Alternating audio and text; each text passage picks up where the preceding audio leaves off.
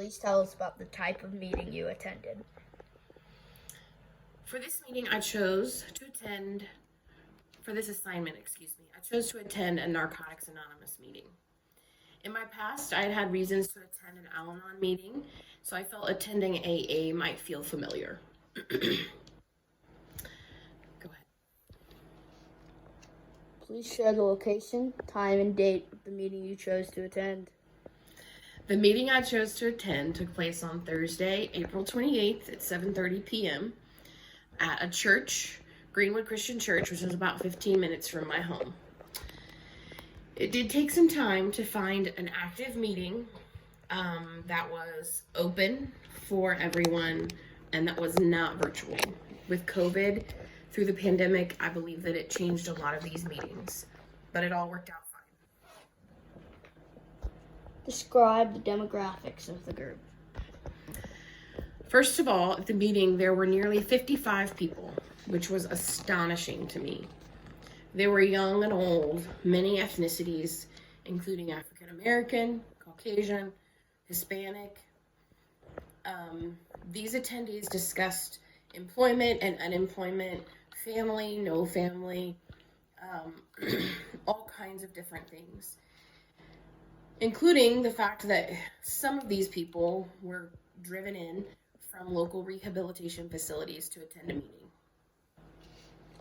Share your reaction to the welcome, introductions, and content of the meeting. Each meeting is opened by the reading of the rules and the 12 steps themselves. Each of these are read by a pre-chosen attendee. When they begin, they say their name and the statement, "I am an addict." Everyone acknowledges the participant in unison. As a staple to the meeting, there is an acknowledgement of sober time. In this meeting, there were participants who had been clean and sober 24 hours, 60 days, all the way up to 37 years substance-free. These people were acknowledged with claps and congratulations and generally hugs.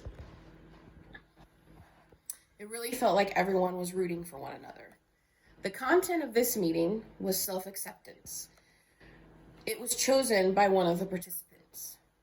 Several members of the group spoke regarding self-acceptance and how hard it is as a person with an addiction. There were reminders that the behavior should stop first. They discussed the reality of living with actual mental illness, and members spoke about accepting the insanity of the disease and learning from those in the meeting. I will say, if one is easily offended by vulgar or inappropriate language, perhaps this is not the meeting for you. Describe the thoughts and feelings you had while attending the meeting. So many thoughts and feelings as I sat in the corner observing. First, the warmth was amazing. It was palpable. Hugs and words of encouragement, pats on the back. It really felt like there was no room for judgment. As the sober lengths of time were acknowledged, it was clear that everyone was on a level playing field, no matter the length of time. While sitting in the meeting, I spent a lot of time thinking about how the addicts interacted with their disease. There were many attendees who had acknowledgement and awareness of their disease, and that awareness was something I was not prepared for. Several times it was admitted and discussed that they each live with a thinking disease that preys on emotions. Acknowledgement that they have a mental illness that none of them asked for, and that there was a breadth of understanding that actions can and usually do change before the thoughts or desires. They spoke of loving others into change to change their own behavior. Take your eyes off yourself and reach out and help someone else, and it will make you feel better. We teach that same lesson to our children. I was very impressed to observe more seasoned members of the group immediately go speak with new members.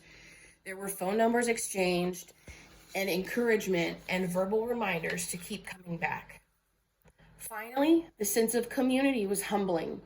Today, as we grow so disconnected to each other through technology and coming out of the pandemic, so many people are longing for community. We were created with that desire, and in society, it can be really hard. Often finding our community or our tribe comes from relationships at church or school or work. Even then, it may not have this right amount of glue to stick together. The NA meeting has something different. The strength and understanding of the craving and the thought processes of which they all are the same. Finding a comfortable NA meeting could be an integral part of finding sober living. Describe the role of this type of meeting in the treatment of substance-related or addictive disorder. The role of this type of meeting could be very important and impactful. The attendees are encouraged to find a home meeting to attend regularly. However, the initial suggestion is 90 meetings in 90 days, which is a lot of meetings. Attending these meetings at the initial discovery of the program can offer insight and repetition of the program basics. In addition, each meeting will have a character of its own. Learning which one feels like home will be important. There's so many things that can be gleaned just from listening. Combining these meetings with treatment of other types can be very powerful. One of the members of the meeting spoke about how she wanted this to be her home meeting.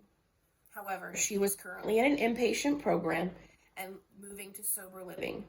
She was utilizing multiple layers of treatment to win her addiction battle.